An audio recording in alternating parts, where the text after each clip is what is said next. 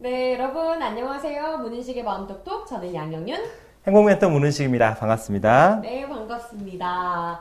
저 근데 이거 네. 하면서 되게 막 표정이 밝아지고 네. 좀 삶이 행복해졌다는 소리 되게 많이 들어요. 에너지가 막 몽실몽실 나와요. 그리고 음. 사실 지금 이 하면서 만나보는 사연들이 제가 한 번씩은 다 해봤던 사연이에요. 뭐 지금 우리 만나봤던 분들 뭐 카드빚, 뭐 남자친구분이랑 싸우는 것, 뭐 꿈을 못 이루는 것, 친구랑 자꾸 비교해서 네, 질투 느끼고 질투 그러는 느끼는 거. 거, 뭐 어머니랑 저도 그런 트러블 있었는데 뭐 어머니가 뭐 네. 자기를 존중하지 않는다, 너가 이런 말 들어보는 거 정말 제가 다 한번 겪어봤던 이런 이야기들인데 네. 이 이야기들 들으면서 저도 내가 이렇게 해야 되구나, 이렇게 마음을 좀 돌려야 되구나 이런 생각을 했는 것 같은데 브라보. 와우.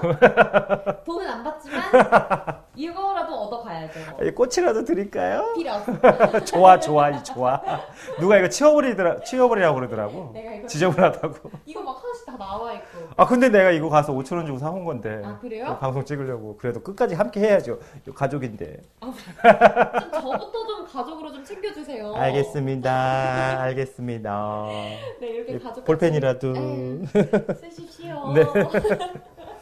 네, 이렇게 훈훈하고 또 따뜻하게 한번 시작해보는 문은식의 마음독톡인데요. 이번에 처음 받아본 사연은요, 좀 이런 따뜻한 기운을 저희가 팍팍 전해드려야 될 사연인 것 같아요. 오늘 이제 사연이 대부분 제가 요새 이제 그 직장인들을 상대로 토크 콘서트 하고 또 이제 청년 대학생들과 함께 이렇게 토크 콘서트 했던 그때 나왔던 내용들이에요. 실제로 제가 상담해 드렸던 내용들이에요. 진짜요? 네.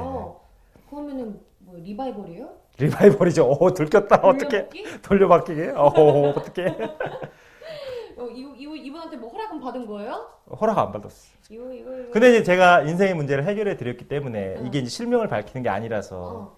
근데 이제 이런 고민을 하는 분들이 제가 이제 사연을 선택할 때 기준이 대부분 한 번쯤은 해봤을 만한 고민이나 인생의 아픔, 뭐 문제들을 이렇게 공유하는 차원에서 이렇게 사연을 가지고 오거든요. 그래서 많은 분들한테 도움이 될 것 같아서. 알겠습니다. 좋은 네. 취지입니다. 양해해 주시기 바랍니다. 네, 양용륜 해주시기 바랍니다. 네, 자 그러면 오늘 만나볼 사연은요. 제목이 내 자신이 싫어요라는 제목이에요. 네. 저는 대학교 3학년 여학생입니다. 그동안 2년 정도 학교 생활을 했는데 정말 최선을 다했고 열심히 살았습니다. 그런데 지금은 너무 힘들어요. 자꾸 제가 제 자신을 다그치고 더 노력을 해야 한다고 채찍질을 하고 이제는 근데 그렇게 하고 싶지가 않네요. 하지만 막상 마음은 그렇게 먹었지만 지금 내 자신의 모습을 받아들이기가 너무 힘들어요. 계속 강박관념처럼 완벽을 추구하고 뭐든 열심히 또 잘해야 된다는 생각에서 벗어날 수가 없습니다. 편안하게 자신을 사랑하면서 살아야 하는데 저는 도저히 그럴 용기가 나지 않아요. 그냥 제 자신이 너무 싫어요 라고 보내주셨어요. 사실은 이런 사연을 이제 쪽지에 적어가지고 종이 비행기로 저한테 날려줬거든요. 이제 그러면서 이제 토크 콘서트를 진행을 했는데 제가 이제 물어봤어요. 혹시 용기를 내서 나하고 대화할 수가 있겠냐, 이 사연의 주인공. 그럼 제가 마이크를 전해주겠다 했더니 손을 들더라고요. 그래서 이제 그 학생이 마이크를 들고 자기가 왜 이런 생각과 또 이런 고민을 토로했는지 쭉 이야기를 하는 거예요. 근데 대부분 이게 완벽주의 때문에 자기를 너무 괴롭히고 또 시달림을 겪는 거잖아요. 근데 그렇게 이제 자기를 채찍하던 버릇을 좀 내려놓고 싶은데 그게 안 되는 거예요. 너무. 그게 이제 사연의 핵심이었는데 제가 이렇게 물어봤어요. 어린 시절 혹시 엄마가 내가 무슨 실수를 하거나 아니면 잘못을 했을 때 아이고 우리 애기가 이렇게 해서 실수를 했네. 다음에 더 잘할 수 있어. 이렇게 내 감정을 좀 이렇게 보듬어주고 이렇게 어루만져주는 스타일이었냐, 아니면 이런 것도 제대로 못하니? 라고 지적하는 스타일이었냐 그랬더니 그때부터 이제 하염없이 울기 시작하는 거예요. 그 친구가. 그래서 이제 여러분들 그 부모님들은 자녀를 사랑하고 또 자녀를 잘 키우고 훈육하기 위해서 막 지적을 하잖아요. 네. 근데 어려서 부모로부터 지적을 많이 받은 아이들은 어떻게 생각하냐면 나는 내가 스스로 할 수 있는 게 아무것도 없구나. 그러면 나는 무가치한 사람이야 라고 스스로를 믿어요. 그러니까 부모님들은 아이를 잘 키우기 위해서 지적을 하지만 그게 아이를 매우 무기력하거나 자신을 무가치하게 믿게끔 한다는 거예요. 되게 의기소침한 네, 네. 그러면 이제 사람이 점점 이렇게 더 위축되겠죠? 대개의 경우 이제 두 가지로 그게 이제 발전을 하는데요. 그렇게 위축되다가 정말 이제 무기력증에 빠져서 굉장히 이제 소극적으로 삶을 살아가거나 이 친구처럼 완벽하게 내가 무엇인가를 잘 해서 엄마로부터 인정받아야 되겠다라는 이제 욕구가 생기는 거죠. 강박관념이 딱 예. 나 실수하면 안 돼, 난 잘해야 돼 이런 네. 생각이. 되게 이제 완벽주의라든지 이렇게 자신을 끊임없이 이렇게 채찍질하고 다그치는 분들의 심리가 그 부모하고 특히 엄마하고의 그 정서적 신뢰관계 내지는 애착관계 때문에 발생하는 경우가 너무 많아요. 제가 이제 그 청년에게 그 얘기를 딱 하니까 이제 막 그 감정이 주체가 안 돼서 이제 폭발을 한 거죠. 그래서 이제 저는 울 만큼 울어라. 그리고 이제 제가 이제 그렇게 다 울고 나서 뭐라고 질문을 했냐면 자기 스스로에게 이 말을 꼭 해줬으면 좋겠다. 그렇게 했는데요.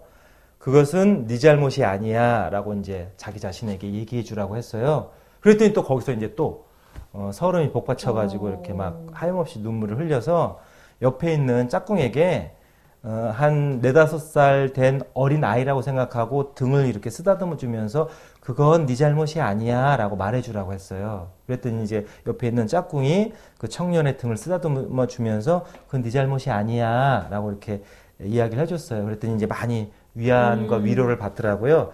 그러면서 평소에 그렇게 자기 자신을 채찍질하고 무엇인가 완벽하게 잘 해야 되겠다라는 생각이 들 때마다 그건 네 잘못이 아니야.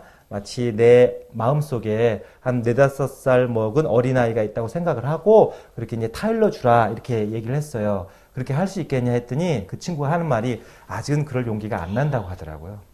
이게 되게 그래도 되게 중요한 터닝 포인트를 맞이했어요. 그 친구는. 그래서 그렇게 잘 할 수 있으리라고 생각을 하는데 말씀드린 요지는 그렇게 완벽하려고 하는 게 엄마에게 또는 주변 사람에게 인정받고 싶은 그래야 내가 세상에 존재할 가치가 있다고 믿었던 몸부림이었다는 거예요. 네. 얼마나 힘들었겠어요. 너무 슬픈데요. 네. 이제 그런 자기 자신을 그렇게 바라보는 것, 그리고 그것은 네 잘못이 아니었어, 그것은 네 잘못이 아니야, 라고 그 내면의 아이, 내 마음을 이렇게 보듬어 줄 수 있는 용기가 필요해요. 그래야만 그게 근본적으로 해결될 수 있습니다. 이제 이런 분들 같은 경우는 어떻게 보면 다 공통적으로 이제 통하는 건가요? 그러니까 예를 들면 이렇게 완벽주의, 강박관념이신 분들도 있고 이런 형태로 나아가지 않았지만 얘기를 들으면서 우리 엄마도 그랬는데 우리 부모님도 그랬는데 하면서 나의 어떤 그런 점들을 발견을 했을 때 뭔가 조금 엇나가 있는 점들을 발견을 했을 때 그래 이건 내 잘못이 아니라고 말을 한다고 해서 이게 정말 효과가 있을까요? 이게 모든 사람들한테 적용되는 것도 아니에요. 제가 그때 이제 서로 대화를 하고 이야기를 하고 상담을 하면서 이 이야기가 그 청년에게는 꼭 필요하겠다 싶어서 그렇게 하라고 한 거지 이걸 뭐 상처받은 모든 영혼들한테 다 적용할 수 있는 그런 뭐 만능은 아니다. 이게 사람마다 다 조금씩 다릅니다. 그러니까 결국에는 이런 일화가 있었는데 네. 내가 이 감정을 잘 건드려줬고 이 학생에게 좋은 말을 해줬다. 이걸 자랑하려고 지금 리플레이 하신 겁니까? 뭐 그건 아닌데.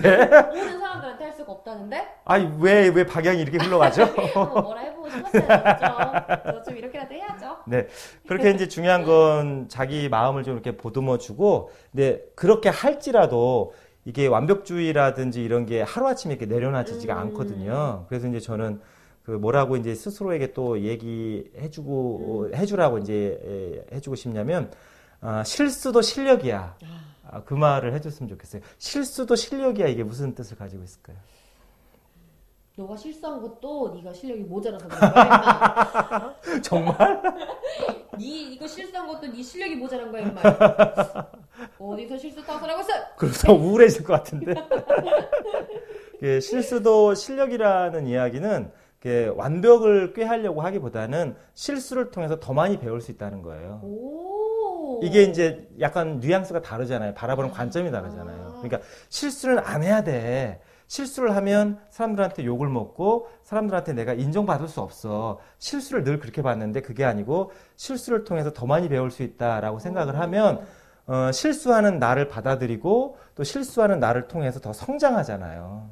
그러니까 끊임없이 완벽해야 한다는 자기 강박관념으로부터 벗어나기가 훨씬 수월하다는 거죠. 이 말 너무 좋다. 네. 실수도 실력이야 이게 아니라 실수도 실력이 된단다.